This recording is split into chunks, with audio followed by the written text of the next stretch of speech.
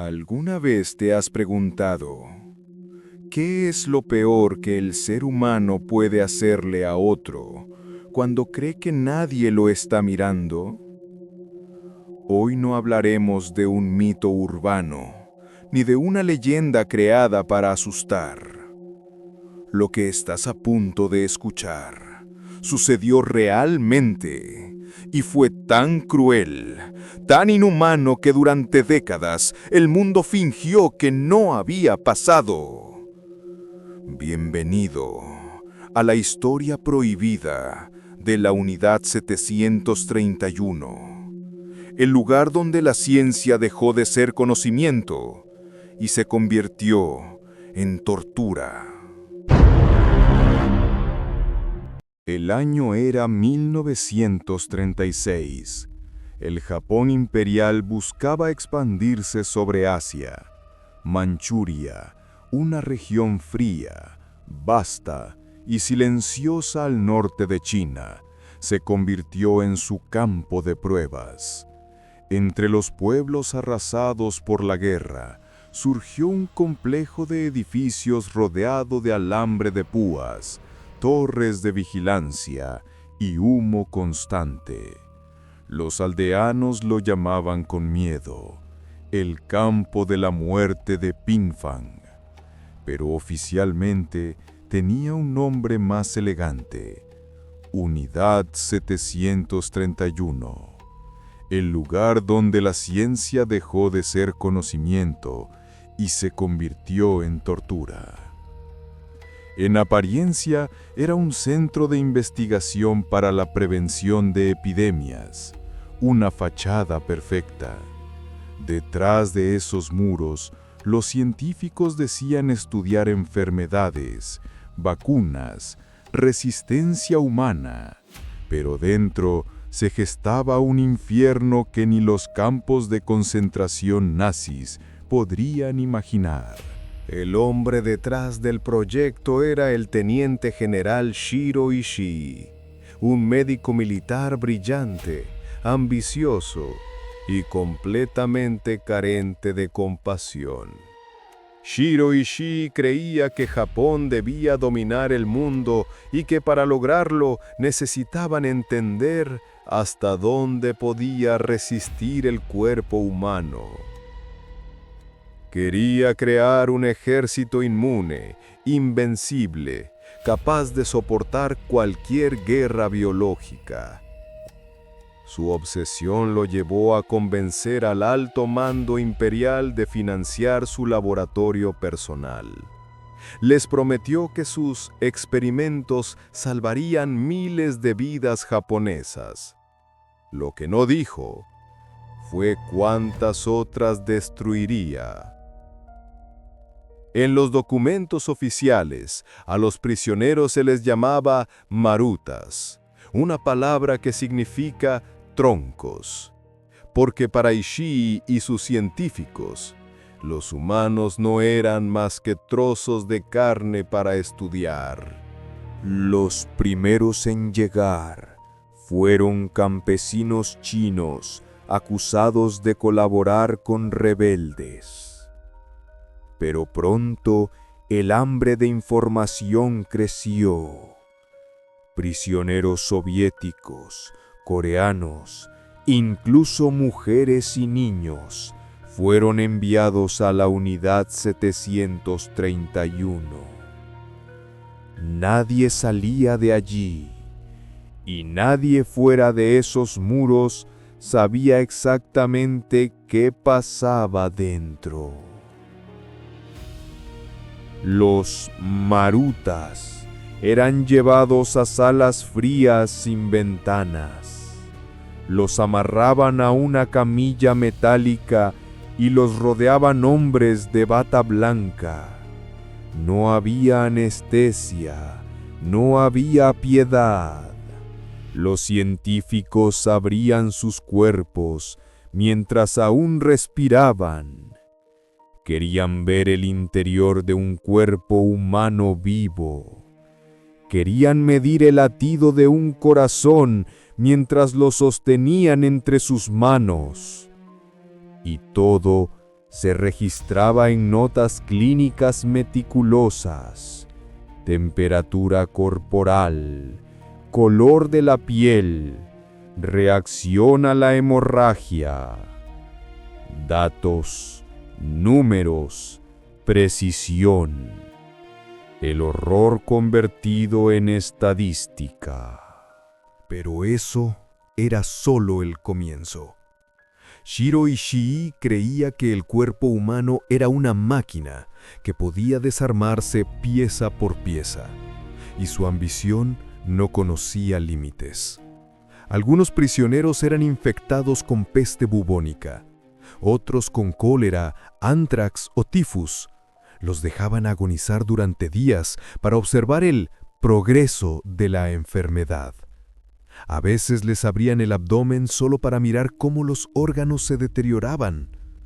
Otros experimentos eran aún más crueles. Congelaban brazos y piernas hasta que la carne se volvía gris y se rompía como cristal. Querían entender los efectos de la hipotermia en los soldados. Cuando la carne estaba rígida, la golpeaban con martillos y anotaban cuánto tardaba en quebrarse el hueso. En otra sala, inyectaban aire en las venas de los prisioneros para provocar embolias. Querían medir cuánto tiempo tardaba el corazón en detenerse. Y mientras tanto, el doctor Ishii observaba todo desde un vidrio, tomando notas como si fuera un experimento más con animales. Dentro del complejo, el silencio era obligatorio. Los soldados que custodiaban el perímetro sabían que cualquiera que hablara desaparecería junto con los troncos. Algunos jóvenes médicos, horrorizados, intentaron negarse a participar, pero Ishii los amenazó con ser los próximos sujetos de prueba. El miedo era parte del sistema. El olor a carne quemada y químicos impregnaba el aire. Los gritos se escuchaban incluso desde los dormitorios, pero todos fingían no oírlos, porque la ciencia, según Ishii, debía avanzar aunque costara miles de vidas. Con el tiempo, los experimentos se extendieron más allá del laboratorio. La Unidad 731 comenzó a desarrollar armas biológicas. Aviones japoneses lanzaban bombas rellenas de pulgas infectadas con peste sobre pueblos chinos. El resultado: epidemias que mataron a decenas de miles de civiles. Los científicos observaban los efectos desde la distancia como si fuera una prueba de campo. Luego, recogían los cuerpos y anotaban los síntomas finales. La guerra se convirtió en su excusa perfecta. Cada muerte era un dato más. Cada aldea arrasada, una tabla de resultados. Se dice que Shiro Ishii caminaba cada mañana entre las celdas saludando a los prisioneros. Tenía una sonrisa educada, amable, casi paternal. A veces les preguntaba cómo se sentían, pero esa cortesía era una máscara. Él sabía perfectamente que esa misma noche, muchos de ellos terminarían abiertos sobre una mesa de acero. Sus subordinados lo admiraban, decían que era un genio, pero sus manos estaban tan manchadas de sangre que ni el agua ni los años podrían limpiarlas. Agosto de 1945. Japón había perdido la guerra. Las bombas atómicas de Hiroshima y Nagasaki habían sellado el destino del imperio. Y mientras el mundo celebraba el fin del conflicto, en el norte helado de Manchuria, los hombres de la Unidad 731 estaban destruyendo su rastro. Shiro Ishii sabía que los aliados vendrían, y sabía que si encontraban los documentos, el mundo conocería el infierno que había construido. Ordenó quemarlo todo: informes, muestras, cadáveres, planos, incluso a los prisioneros restantes. Los testigos debían desaparecer. Los científicos destruyeron los laboratorios con explosivos. Los tanques de experimentación fueron vaciados y los marutas, que aún respiraban, fueron ejecutados sin registro. Cuando los soviéticos finalmente entraron en la región, solo encontraron ruinas, cenizas y silencio. Pero el suelo de Pimphan seguía caliente, como si la tierra misma recordara lo que había ocurrido allí. Shiro Ishii no fue capturado. Cortó su bigote, cambió su uniforme por ropa de civil y desapareció entre los escombros del Japón derrotado.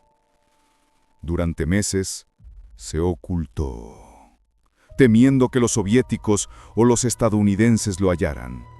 Pero pronto, el miedo se convirtió en oportunidad, porque lo que Ishii había creado era demasiado valioso para ser destruido.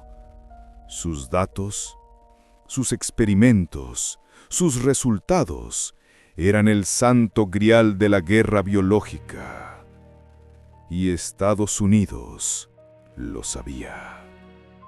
En 1946, un equipo de inteligencia estadounidense comenzó a investigar los restos de la unidad 731. Esperaban encontrar documentos, pero hallaron algo más siniestro.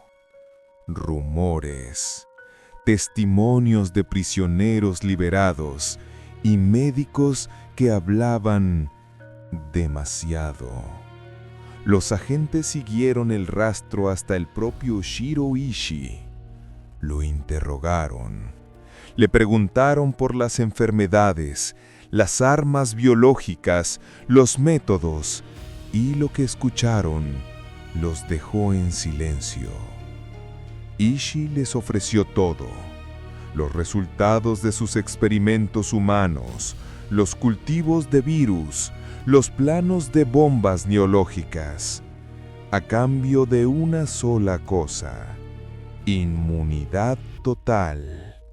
Los estadounidenses, temiendo que la Unión Soviética obtuviera la información primero, aceptaron, le dieron protección, le dieron dinero y a cambio recibieron el conocimiento nacido del sufrimiento de miles. Durante los juicios de Tokio, donde los criminales de guerra japoneses eran juzgados, la unidad 731 apenas fue mencionada. Las víctimas no fueron llamadas a testificar. Los nombres fueron omitidos de los documentos oficiales. Era como si el horror nunca hubiera existido. Los médicos, los oficiales y los asistentes de Ishii vivieron sus vidas tranquilamente. Algunos incluso ocuparon cargos en universidades y hospitales japoneses. Las manos que un día abrieron cuerpos sin anestesia, ahora salvaban vidas en quirófanos modernos. El pasado quedó sepultado bajo títulos académicos y respeto social. Y el mundo, ocupado en la Guerra Fría, decidió no mirar atrás. Pero el pasado siempre encuentra la forma de hablar. En los años 50 y 60, comenzaron a aparecer rumores en periódicos locales. Ancianos en aldeas chinas contaban historias de aviones que lanzaban pulgas desde el cielo. Médicos soviéticos hablaban de epidemias imposibles que habían aparecido en zonas controladas por Japón. Y algunos antiguos soldados japoneses empezaron a confesar. Uno de ellos relató haber visto cómo un grupo de prisioneros era atado a estacas en el campo, mientras se liberaban bombas con bacterias sobre ellos. Era una lluvia invisible, dijo. No los mataba de inmediato, solo los hacía toser, sangrar, pudrirse por dentro. Shiro Ishii murió en 1959, en Tokio. Nunca fue juzgado. Nunca pidió perdón. Sus últimos años los pasó dando conferencias secretas a científicos militares estadounidenses, enseñándoles cómo fabricar armas biológicas más eficientes. Su tumba no tiene marcas, solo un pequeño altar, visitado a veces por viejos médicos que aún lo llaman Sensei. Y aunque su cuerpo desapareció bajo tierra, sus descubrimientos sobrevivieron. Sus informes fueron clasificados por Estados Unidos y guardados durante décadas. Nadie sabe cuántos de esos datos fueron usados después, ni cuántas vidas se cobraron indirectamente. Mientras tanto, en China miles de familias seguían buscando respuestas. No sabían qué había pasado con sus hijos, sus padres, sus hermanos. Solo sabían que una noche se los llevaron y nunca regresaron. Cuando los investigadores excavaron en Pingfang años después, encontraron restos humanos mezclados con instrumentos médicos, huesos con cortes quirúrgicos precisos, cráneos perforados, fragmentos de uniformes. Era la prueba de lo que Japón y Estados Unidos habían intentado borrar. En los años 80, antiguos empleados de la Unidad 731 rompieron el silencio. Uno de ellos, Yoshio Shinosuka, declaró ante cámaras: «Yo era un muchacho. No entendía lo que hacía. Me dijeron que era por el bien de la ciencia, por mi país. Pero ahora, cada noche veo sus rostros. Los que abrimos vivos, los que gritaban pidiendo agua. Nadie merece eso. Nadie». La confesión recorrió el mundo. Por primera vez, Japón reconocía parcialmente la existencia de la Unidad 731, pero el gobierno nunca pidió disculpas oficiales. Hoy, el complejo de Pingfang ya no existe. En su lugar, hay un museo levantado sobre los cimientos del horror. Las paredes conservan grietas, y en el aire aún parece sentirse un susurro. Visitantes aseguran oír pasos detrás de ellos cuando las luces se apagan. Otros dicen haber sentido un frío inexplicable, como si miles de almas siguieran allí, observando, esperando justicia. La Unidad 731 no fue solo un laboratorio. Fue un espejo que mostró el rostro más oscuro del ser humano. Porque lo verdaderamente aterrador no es lo que aquellos hombres hicieron, sino lo fácil que fue convencerlos de hacerlo. No eran monstruos, ni demonios, eran médicos, científicos, hombres educados que un día decidieron que el fin justificaba los medios. Y quizá esa sea la lección más escalofriante de todas. El mal absoluto no siempre grita. A veces usa bata blanca y habla de ciencia. En las noches más frías del norte de China, dicen que el viento que sopla sobre las ruinas de Pingfang lleva consigo un eco que suena como respiraciones, como lamentos apagados que el tiempo no logró borrar. Quizá no sean fantasmas, quizá sea solo la memoria de miles de almas pidiendo que el mundo no los olvide. Y tal vez eso sea lo más justo que nos queda: recordar. Porque mientras alguien recuerde lo que fue la Unidad 731, la humanidad aún tendrá una oportunidad de no repetirlo. Esta fue la historia real de la Unidad 731, el infierno donde la ciencia perdió el alma. Si llegaste hasta aquí, recuerda que no estás escuchando una historia de terror inventada. Esto ocurrió. Y en algún lugar del mundo, aún hay quien trabaja en silencio, creyendo que el conocimiento vale más que una vida humana. Hay historias que el mundo preferiría enterrar, pero alguien tiene que contarlas. Aquí, en Polavi, abrimos esas puertas que otros mantienen cerradas.